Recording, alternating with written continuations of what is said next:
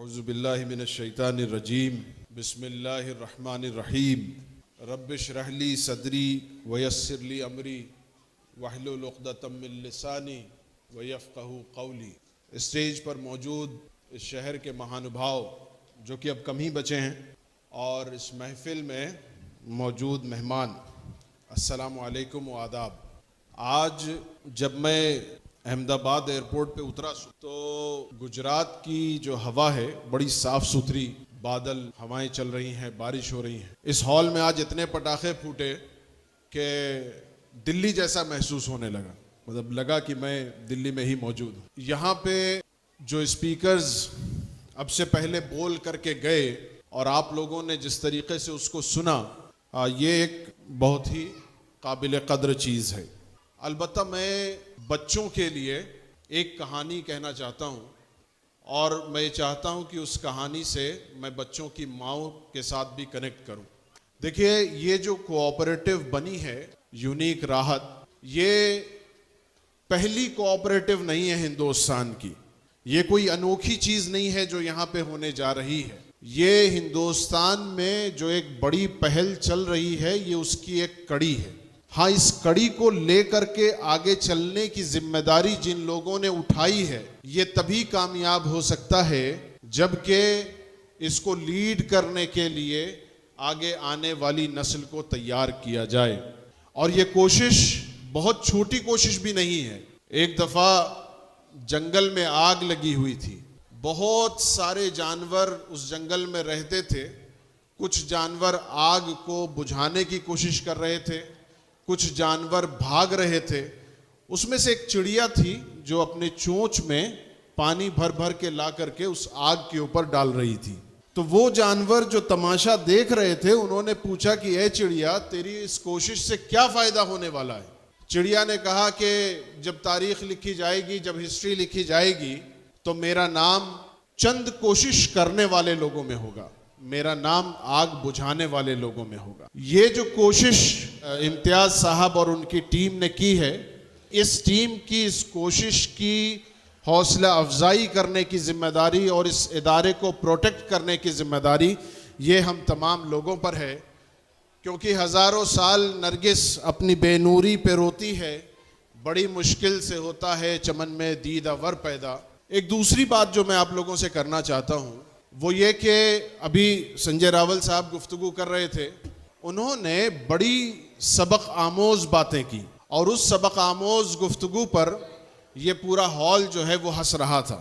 ये हंसने का मकाम नहीं था हमारे लिए, बल्कि ये सोचने का मकाम था कि अल्लाह ताला ने जिसको ज़मीन पर खलीफा बना करके भेजा, जिसको ये जिम्मेदारी दी कि वो ज़िंदगी को लीड करे तमाम डिपार्टमेंट्स में, उसकी नौबत ये आ गई है कि वो इस बात पर दर्स ले रहा है कि अपने माँ बाप की इज़्ज़त किस तरह से करनी है, अपने खुदा से लो किस तरीके से लगानी है।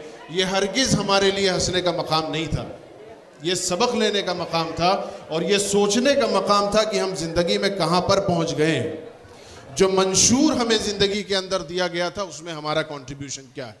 तीसरी बात जो मैं आप लोगों से कहना चाहता हूँ कि देखिए, नस्ल साजी में, किसी भी मिशन को लेकर के चलने में औरतों का बड़ा रोल होता है। मैं जोर दे करके ये कह रहा हूँ कि औरतों का बड़ा रोल होता है। औरतों की ये जिम्मेदारी है कि अपनी आने वाली नस्लों की तरबियत करें और तरबियत इस तरह से करें कि वो मुख्तलिफ डिपार्टमेंट्स में, इस्लामी बैंकिंग का निज़ाम हो, इंडियन एडमिनिस्ट्रेटिव सर्विसेज हो, इंडियन पुलिस सर्विसेज हो, दुनिया में समाज में रहने के उसूल हों, इन तमाम में आने वाली नस्ल उसको लीड कर सके। हम तमाम के सामने, चाहे वो घरों में मौजूद मर्द हों या घरों में मौजूद औरतें हों, उनके सामने उनके बच्चे मोबाइल लेकर के बैठे रहते हैं। वो खाना तक नहीं खाते जब तक कि वो टिकटॉक पर वीडियो ना देख लें। अब तो खैर टिकटॉक बंद हो गया और भी दूसरे बहुत तरह के जराए हैं जिस पे वीडियो देखते हैं। उन्हीं रील्स में कहीं भटकते हुए आपको लल्लन टॉप, एक हिंदी चैनल है, उस पे एक इंडियन एक्टर है पंकज त्रिपाठी, उसका इंटरव्यू आप देखिएगा। पंकज त्रिपाठी ने यह कहा कि आप 30 मिनट तक रील देखिए, इंस्टाग्राम पे रील देखिए, फेसबुक पे रील देखिए और उसके बाद आंखों पे खीरा लगा करके थोड़ी देर के लिए आंखें बंद करके सोचिए कि आपने हासिल क्या किया। आप जब एक मर्तबा देखना शुरू करते हैं या देखना शुरू करती हैं तो घंटे कब गुजर जाते हैं पता नहीं चलता। एक तजर्बा ये करके देखिए कि आपने उस आधे घंटे में किया क्या। पंकज त्रिपाठी ने कहा कि अगर आधे घंटे में आपको ये लगा कि आपने कुछ हासिल किया तो आंखों से खीरा उतारिए और खा जाइए और उसे दोबारा देखना शुरू कर दीजिए। लेकिन एंड ऑफ द डे आपको यही पता चलेगा कि आपको हासिल कुछ नहीं हुआ। वक्त जो है ना, वक्त ये बहुत अहम चीज है। वक्त की हम तमाम को कदर करना है, वरना इसी तरह से मजमे लगते रहेंगे और हम और आप इसी तरीके से बड़ी बड़ी बातें, अच्छी अच्छी बातें सुनकर के तालियां बजाते रहेंगे, लेकिन हम उन मिसालों में कभी शामिल नहीं हो सकेंगे अगर हमने वक्त की अहमियत को आज नहीं समझा। क्यों इस बात पर गुफ्तगू नहीं होती कि हम में से कोई एक आदमी बड़ा बिजनेसमैन, किसी शोबे में जो है बड़ा बिजनेसमैन बन करके निकला? क्यों नहीं ये गुफ्तगू होती कि हम में से कोई आदमी इंडियन एडमिनिस्ट्रेटिव सर्विसेज का बड़ा अफसर बन करके निकला? क्यों नहीं ये गुफ्तगू होती कि हम में से कोई आदमी ऐसा टीचर बना जिसको प्रेसिडेंट ऑफ इंडिया ने अवार्ड दिया? नहीं होती ये गुफ्तगू। इसलिए नहीं होती कि हमारे पास हमारे अपने वक्त की कदर नहीं है। जिस गुफ्तगू को हमने सुना, उस गुफ्तगू से हमने हासिल क्या किया? जिस वीडियो को हमने देखा, उस वीडियो से हमने हासिल क्या किया? जिस क्लास को हमने अटेंड किया, उस क्लास से हमने हासिल क्या किया?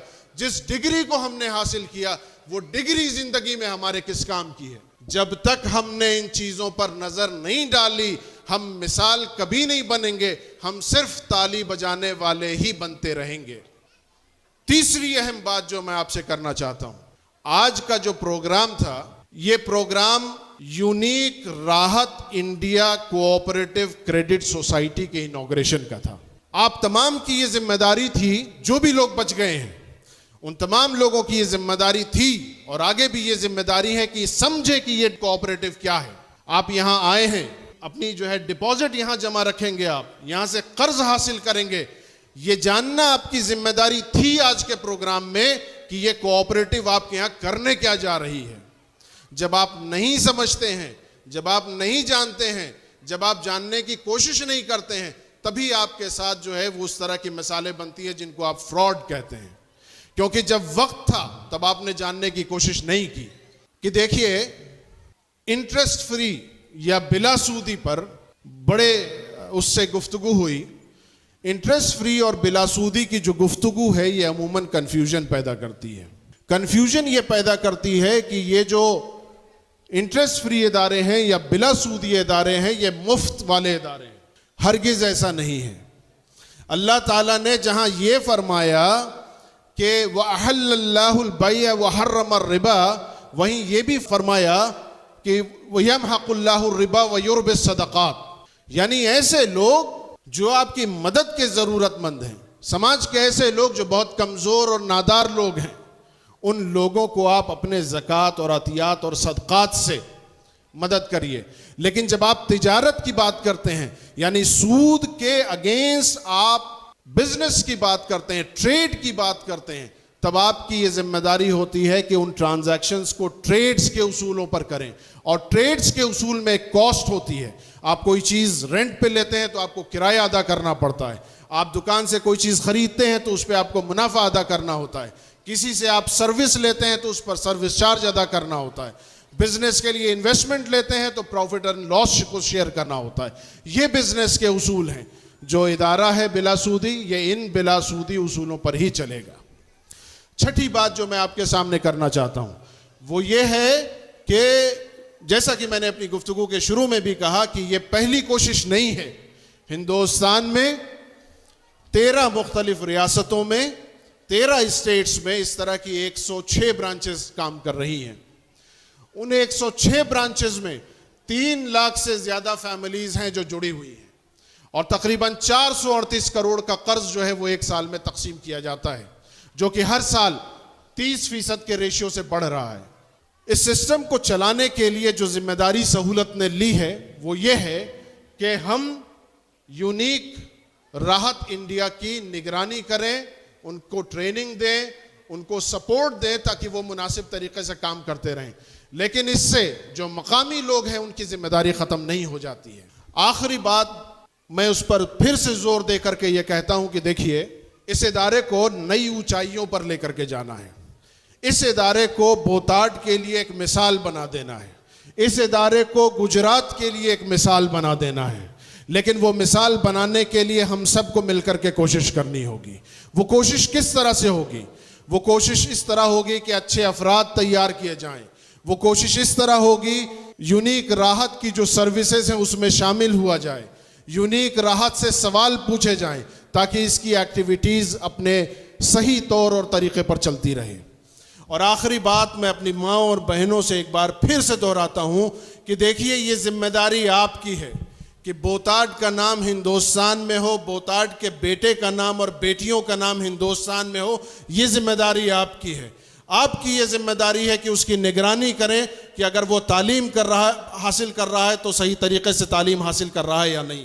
तालीम हासिल करने के सिलसिले में वो उसके साथ इंसाफ के साथ कोशिश कर रहा है या नहीं। वो अपना वक्त कहाँ लगा रहा है, वो उसके दोस्त कैसे हैं, वो अपने खाली वक्त में क्या एक्टिविटी कर रहा है, क्या उसने जो दिन भर में काम किया है उससे कोई अच्छी चीज़ हासिल हुई है, कोई नया सबक हासिल हुआ है। उसको मिशन दें कि ज़िंदगी में उसे क्या करना है। उसको मिशन दें कि उसको किसी एक डिपार्टमेंट में आगे बढ़ना है। उसकी सलाहियतों को पहचानें, उसके रुझान को पहचानें। ये पहचानने की कोशिश करें कि वो किस चीज़ में इंटरेस्ट लेता है, उसको प्रमोट करें। एक बच्चा पैदा करना और उसको बासलाहियत बनाना ये कभी भी मुमकिन नहीं है, क्योंकि एक बच्चा पैदा होने के बाद बिगड़ भी सकता है। एक बच्चा पैदा होने के बाद उसकी मौत भी हो सकती है। एक बच्चा पैदा होने के बाद वो बच्चा मफलूज भी हो सकता है।